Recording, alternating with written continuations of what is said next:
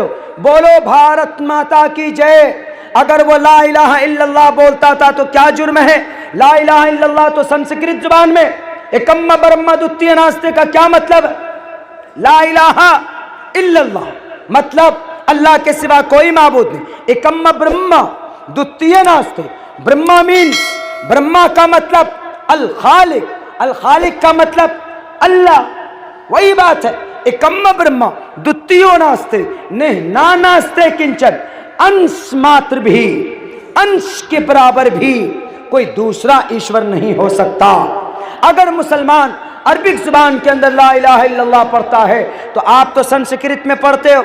अगर मुसलमान अपने कुरान को अरबी में पढ़ता अल्हम्दुलिल्लाह रब्बिल आलमीन, तो आप तो संस्कृत जुबान के अंदर पढ़ते हैं। हर पूजा को सफल बनाने के लिए ओम भूर्भुवस्सुवः तत्सवितुर्वरेण्यं भर्गो दिशि दिवस धीमहि धियो यो नः प्रचोदयात्। अगर मुसलमान अपने कुरान की रक्षा के लिए पढ़ता है ला तब्दील लिकलिमातिल्लाह वलन तजिद लिसुन्नतिल्लाहि तब्दीला, तो आप तो अपने संस्कृत में पढ़ते नकीरस्य परविनन्ति परतानि अदबधानी वरुणस्य वर्तानि। अगर मुसलमान पढ़ता है मोहम्मद के बारे में, मोहम्मदुर रसूलुल्लाह वल्लज़ीना माहु अशिद्दाउ अलल कुफ्फारि रुहमाउ बैनहुम तराहुम रुक्कान सुज्जदा, तो आप संस्कृत के अंदर भी तो पढ़ते हैं गुरुजी अस्मल्लाम इल्ले मित्रा वरुणा दिव्यानी धत्ता इल्लल्ले वरुणो मित्रस्तेजस कामया होतार बिंदरो महासुरिंदरो अल्लो जयश्च श्रेष्ठम पन्नम ब्रह्मांडम अल्लो रसूल महामद रकावरस्सु अल्लो अल्लामा। आपने कहा कि मोहम्मद पहले जिहादी थे, पता तो लगा लो कि मोहम्मद कौन थे। अनपढ़ गवार आदमी अपने गुरु के कहने पर अकल के पर्दे, अकल में ताले लग गए आपके। पता है मोहम्मद कौन थे? उठाओ भविष्य पुराण कौन के कहा गया मोहम्मद के बारे में, शंबल गराम गुख्य सबरा हमने सगहा तमन बबन विष्णु यशा कल की प्रादुर्भविष्यति। शंबल अमल की जगह के ऊपर सोमवती के कोख से विष्णु यश यानी अब्दुल्लाह के जरिए से वो कलयुग में आएंगे, उतार लेंगे। और बराहमणयस नरसिम्हानंद सरस्वती जी बराहमणयस ऊंची खानदान में आएंगे। लाओ बेटे, ऐसी नसब और ऐसे हसब और ऐसी सिफात का मालिक आज तक कोई माए का लाल पैदा नहीं हुआ, लेकिन हमारे नबी के अंदर ये पूरा मंत्र फिट आता है। ऊंचे खानदान में कौन पैदा हुए? मोहम्मद पैदा हुए। और अमन की जगह पर कौन पैदा हुए? मोहम्मद पैदा हुए। मोहम्मद के अब्बा का नाम अब्दुल्ला, मोहम्मद की अम्मी का नाम आमिना। संस्कृत में अब्दुल्ला को विष्णु यश कहा गया, उनकी माँ आमिना को सोमवती कहा गया और मक्का की जगह को शंबल गराम कहा गया। उनकी सवारी कैसी होगी? उस्तरायस्य परवाहि जो वधुमंत दिविर्दश्य वर्षमारत दिवि झेड़ति देविष्माना उपस पुरुष अस्मवा सुगमारुहा देवदत्तम जगतपति।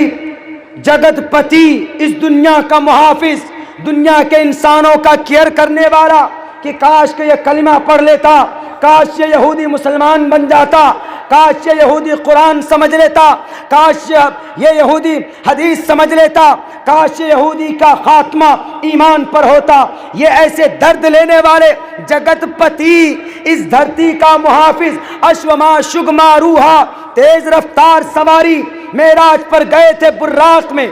बताओ ये सारी सिफात किनके हैं? अष्टो गुनाह पुरुषम दीपयंती। मैं आपके लिए तकरीर नहीं कर रहा हूँ, ये तकरीर मेरी सिर्फ नरसिम्हानंद तिवारी जी के लिए, ताकि वो सोए रात को तो सपनों में अब्दुल्ला सालिम नजर आना चाहिए, आपके इस बोरियो का जलसा नजर में आना चाहिए, आप लोग नजर में आने चाहिए। वो सोचे कि मैं तो आज तक यही समझ रहा था कि मैं ही हूँ सबसे बड़ा संत, लेकिन ये तो 23 साल का 32-33 साल का ये बच्चा हमसे ज्यादा इस अंतिम महर्षि के बारे में जानना। तुम भी मुक्ति नहीं पाओगे नरसिम्हानंदी, जन्नत तुम नहीं जा सकते, स्वर्ग तुम नहीं जा सकते जब तक हमारे नबी के दामन को नहीं थामोगे, इनकी शरीयत को नहीं मानोगे, इनकी लाई हुई शरीयत को फॉलो नहीं करोगे तो तुम भी नहीं जीत सकते। इसलिए कि मैं नहीं कह रहा हूं, वैद आपका कहता। क्या कहता? वैदाहम में पुरुषि महानिमादित्यो वरुण तपस्य परस्तात न्याय। यहाँ ना पक्ष बातें कुछ ना को, वैद पुराण संत मत भाको, तबलक जो सुंदरम चाहे कोई, बिना मोहम्मद पार न कोई। मोहम्मद के बगैर तुम्हारा भी बेड़ा पार नहीं होगा। ये तो बातें हैं उनसे, ये सारी चीज़ें उनके लिए, इसलिए कि जहालत की वजह से अनाप शनाप उन्होंने बात की। मोहम्मदुर रसूलुल्लाह जिहादी नहीं थे, मोहम्मदुर रसूलुल्लाह अमन परस्त थे। जब भी कोई बादशाह किसी मुल्क में दाखिल होता है तो वहाँ की आबादी को फसाद के लपेट में ले लेते। क्यों? ताकि लोग कहें ये बादशाह बड़ा जालिम है। एक बादशाह गुजरा जिनका नाम मोहम्मद तुगलक तैमूर लंग, आधी दुनिया पर इनकी हुकूमत थी। तैमूर लंग जब किसी शहर में दाखिल होता था, तारीख की यह बात है, तो उस शहर में सबसे पहले सफ़ेद झंडा होता था। उसका मतलब ये था कि हम सुलह करना चाहते, तुम्हारे पास जो दौलत है वो दौलत मेरे पास लाकर जमा करो। लेकिन नहीं करता था कोई, तो अगले दिन वो सुर्ख रंग का झंडा गाड़ता था और उस झंडे का मतलब होता था कि आज टोटल फौजी को, आर्मी को, पुलिस वालों को कत्ल किया जाएगा।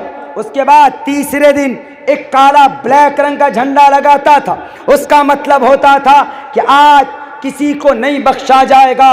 यही तैमूर लंग एक ऐसा बादशाह गुजरा था जिसने भारत के 1 लाख लोगों को कत्ल करवाया था। हिंदू बोलेंगे, नरसिम्हानंद जी बोलेगा कि तैमूर लंग ने 1 लाख हिंदुओं का कत्ल कराया। जाओ आज़रबाईजान की वो घाटी आज भी तारीख की किताबों में लिखी हुई, 1 लाख हिंदुस्तान के हिंदू भाइयों का कत्ल नहीं करवाया, बल्कि 1 लाख भारत के मुसलमानों का सर कलम किया था। वो उनमें 25,000 हिंदू भाई थे और 75,000 उसमें मुसलमान थे। तैमूर लंग कौन था? मुस्लिम एम्पेरर था, मुस्लिम बादशाह था, उसके बावजूद भी उसने मुसलमानों का कत्ल करवाया।